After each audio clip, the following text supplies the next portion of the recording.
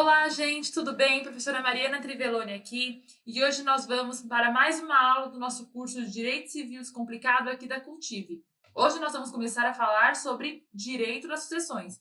Nas nossas duas últimas aulas nós falamos sobre direito de família, e agora nós vamos para uma outra etapa que normalmente nós aprendemos no nosso último ano de faculdade, aqui para a nossa revisão, sobre sucessão legítima e testamentária. Bom, para começarmos, né, a sucessão legítima, o que significa a sucessão legítima? Ela nada mais do que quando é deferida por determinação legal. Ou seja, é quando a pessoa falece, a sucessão, abre-se a sucessão, né? A gente fala que a partir do momento que há o falecimento de qualquer pessoa, abre-se a sucessão. Que nada mais é do que o momento em que os bens, as dívidas, tudo que essa pessoa conquistou em vida será partilhado entre os herdeiros, né? A sucessão legal, ela absorve a totalidade da herança se o autor da herança falecer sem deixar testamento, ou se nulo ou caduco for o testamento por ele feito. Se o testador não dispuser da totalidade da herança e se houver herdeiros necessários que impõem o respeito à cota que lhe cabem. Bom, além dessas características, né, como que funciona a sucessão legítima, uma das principais características da sucessão legítima é a ordem de vocação hereditária, que é uma relação preferencial estabelecida pela lei das pessoas que são chamadas a suceder ao finado, ou seja, a ordem de preferência, necessariamente como já está escrito. Para nós entendermos aqui um pouco, é importante a gente pegar o artigo do Código Civil.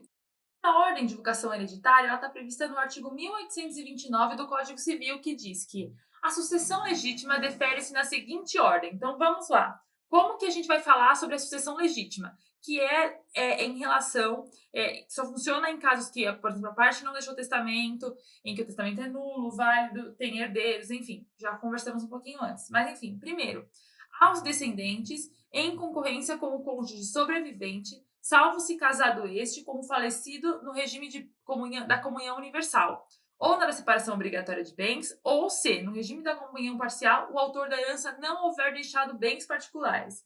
Então, vamos lá. A ordem hereditária, a ordem da vocação hereditária, primeiro concorre descendentes, que são, por exemplo, os filhos, vamos colocar os filhos, tá? Que podem ser os netos também, não necessariamente só nesse, mas vamos colocar os filhos, com o cônjuge sobrevivente. Pode ser, por exemplo, a mãe dessa pessoa, o pai desses mesmos, os filhos serem de ambos o cônjuge sobrevivente e do falecido, ou também não. Mas, de qualquer forma, né, nessa situação, como que fala? Eles concorrem na mesma proporção, né? Salvo se casado este com o falecido no regime da comunhão universal. Se for na comunhão universal, aí ele não entra como herdeiro, que nós estamos falando de herança, então é de herdeiro. Temos que lembrar que o cônjuge sobrevivente, quando ele adquire bens na constância do casamento com o falecido, e aí vem a ocorrer a morte dessa pessoa, que claro que ele é o falecido, ele pode não ser herdeiro, e sim meeiro. Quando vai dividir, eu falar tudo se como a metade, tudo que construíram juntos fica para o cônjuge sobrevivente, ele é meeiro. Meação não é herança, nós não podemos confundir isso. Aqui nós estamos falando de herança. Esse cônjuge sobrevivente, além de receber tudo que ele recebeu como meeiro, ele ainda vai concorrer em alguns pontos como herdeiro. Mas não no regime de comunhão universal, nem no regime de separação obrigatória de bens, e se no regime da comunhão parcial o autor da herança não houver deixado bens particulares, ou seja, os únicos bens que eles deixaram eram aqueles que já foram divididos na meação, não vai entrar como herdeiro. Mas, por exemplo, se o falecido deixou um carro que ele adquiriu antes da constância do casamento, era um bem particular dele, que a gente já conversou, por exemplo, na outra aula sobre regime de bens, ele deixa esse carro. E aí ele falece. Esse carro entra na meação? Não, vai entrar como herança. Então vamos supor que ele tenha deixado 2 filhos e a mulher, que era a cônjuge sobrevivente, vai dividir esse carro em 3 partes. Um terço para um filho, um terço para outro filho e um terço para a mãe, tá bom? Agora, em segundo, aos ascendentes, ou seja, pais, avós, em concorrência com o cônjuge. Simplesmente isso, tá? Se a pessoa tiver ascendentes, se ela tiver filhos, os ascendentes não vão entrar nessa ordem. É importante que os mais explicar que os mais próximos excluem os mais distantes. Então, mas o falecido deixou filhos e deixou pais. Então, ambos, não. Nesse caso, só os filhos vão receber essa herança porque eles são mais próximos na ordem de vocação hereditária, tá? Se não tiver também ascendente, nem cônjuge, nem nada. Ao cônjuge, só ao cônjuge sobrevivente, tá? Não tem ascendentes vivos, só ao cônjuge sobrevivente, que é o inciso 3. E se não tiver cônjuge também, aí vai para os colaterais, tá bom?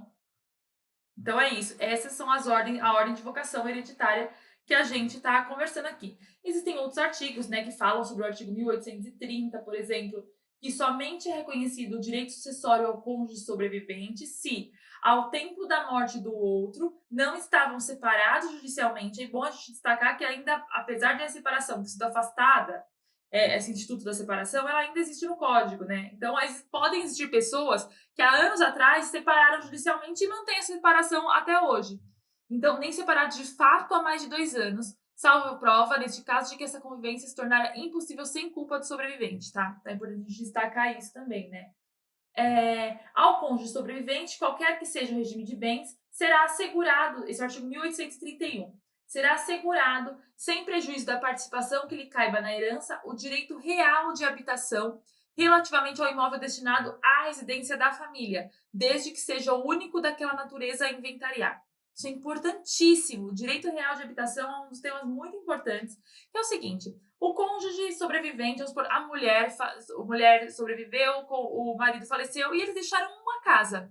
E aí existem os outros filhos que também vão entrar na herança desta casa. Vão ser herdeiros deste imóvel, que é o único imóvel que eles deixaram. O único imóvel de casa. Vamos dizer, eles podem deixar dinheiro, podem deixar do carro, mas de imóvel foi só a casa.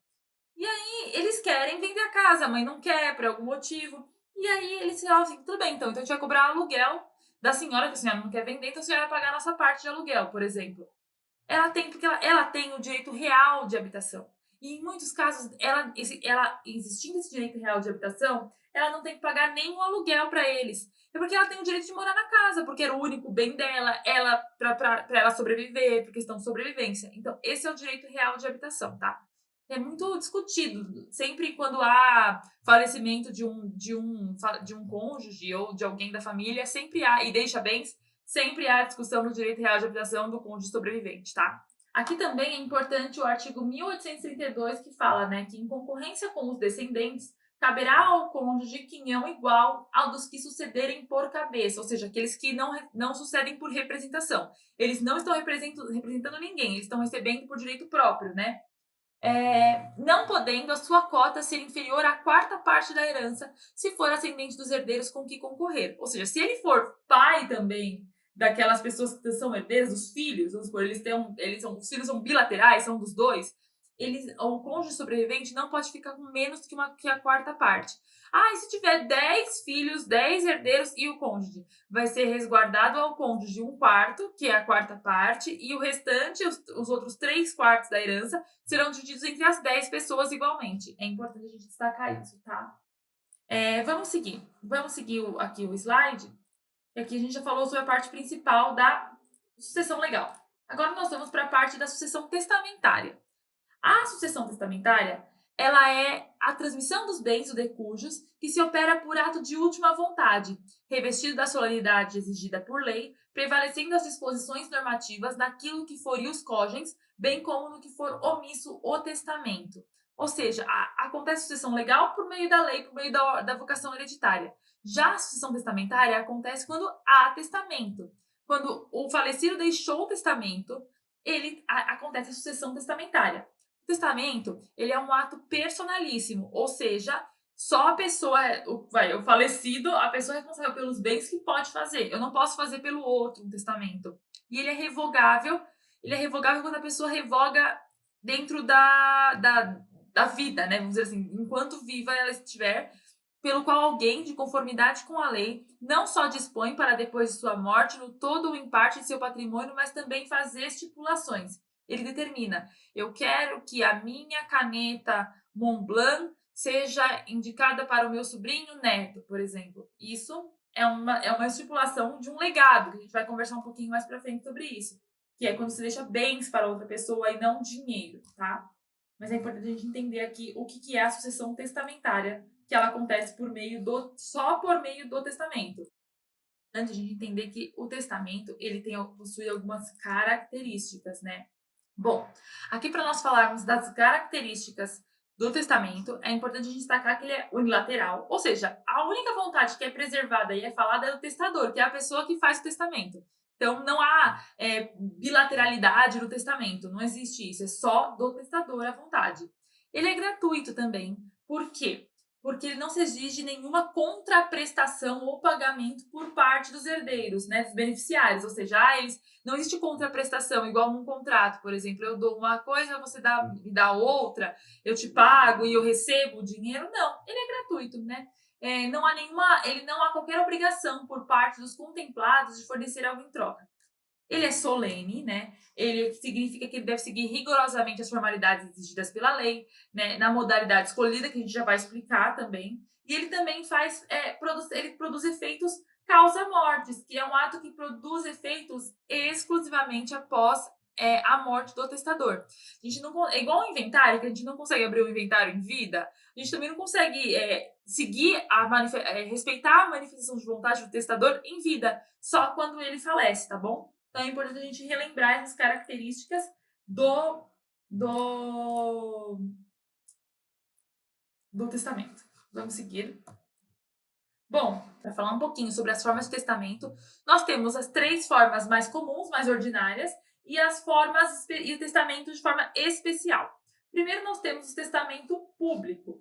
O testamento público, ele é feito por um cartório, né? Ele é feito por um cartório e assim o cartório registra a vontade do testador, né? Ele precisa da presença de 2 testemunhas e do testador. E também ele é público, ou seja, o conteúdo pode ser conhecido por terceiros. Esse é o testamento público, que é o mais comum de ser feito, tá? Você vai no cartório, faz o seu testamento, leva 2 testemunhas, assina, todo mundo pode ficar sabendo, acabou. Segue, quando a pessoa falece, mostra o testamento, reconhece o testamento perante o judiciário e pronto. Vamos lá. O testamento cerrado, ele é redigido pelo próprio testador ou por alguém de sua confiança. Cerrado, ou seja, fechado, quer significar que é um testamento fechado, né? O documento, ele é lacrado e levado para o tabelião para aprovação e assinatura na presença também de 2 testemunhas, né? E o conteúdo, ele permanece sigiloso até a morte do testador. Então, só vai saber o que o testador escreveu no momento que for aberto o inventário depois do falecimento, tá? E ele é bem rigoroso, muito mais rigoroso do que o testamento público. Por isso que as pessoas, às vezes, preferem fazer o público ao invés de fazer o cerrado. O cerrado é por quando ela briga, a pessoa não quer contar para os outros que ela fez um testamento. Esse é o tipo de condição.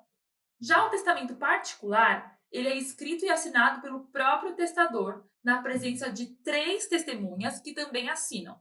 E não exige o registro em cartório. A pessoa pega um papel, uma folha de papel, escreve o testamento, 3 testemunhas assinam e depois ele vai ser reconhecido por meio do judiciário. Tem que sempre entrar com essa ação, né, de reconhecimento, de validação do testamento, para que alguém possa impugnar, se for o caso, saber se a pessoa cumpriu todos os requerimentos, validou tudo certo, seguiu a solenidade que é prevista no testamento, tá? Já nós vamos agora para as formas especiais de testamento. Nós temos o testamento marítimo e o aeronáutico, que é feito por quem está em viagem, em navio, aeronave, nacional ou militar. Ou seja, a pessoa está lá, está no tédio ou está achando que vai morrer e fala, vou escrever um testamento. É um testamento marítimo e um testamento aeronáutico, tá? Ele é redigido pelo comandante ou oficial de bordo e na presença de 2 testemunhas. Ele deve ser registrado no diário de bordo e entregue à autoridade competente no final da viagem, tá? Uma coisa importante, o testamento marítimo e o testamento aeronáutico, ele só é válido enquanto durar a viagem, sendo necessário depois confirmar em cartório tudo o que foi escrito, tá? Já o testamento militar, ele é aplicável a militares ou civis em situações de guerra ou em locais isolados, por exemplo, um campo de batalha. Ele pode ser feito de forma oral, ou seja, alguém está lá falando, eu vou fazer meu testamento aqui. Alguém escreve, alguém grava, na presença de 2 testemunhas. 2. O único que precisa de 3 testemunhas é o particular, tá? Se ele for redigido, ele tem que ser entregue a um superior hierárquico. Ele é provisório também, mas ele tem validade de 90 dias após o retorno do testador a um lugar seguro. Então, é raro acontecer essas formas especiais de testamento. Muito raro. Mas mesmo assim, elas existem. Então, a gente precisa, como elas constam no código e na doutrina, a gente precisa falar, porque deve ter gente, claro, nessa vida que já fez um testamento marítimo, aeronáutico, um testamento militar. Tá bom? Então, gente, acredito que por hoje é só. Nós terminamos a nossa aula aqui. Fico à disposição para sanar qualquer dúvida. Nos vemos na próxima aula. Tchau, até mais!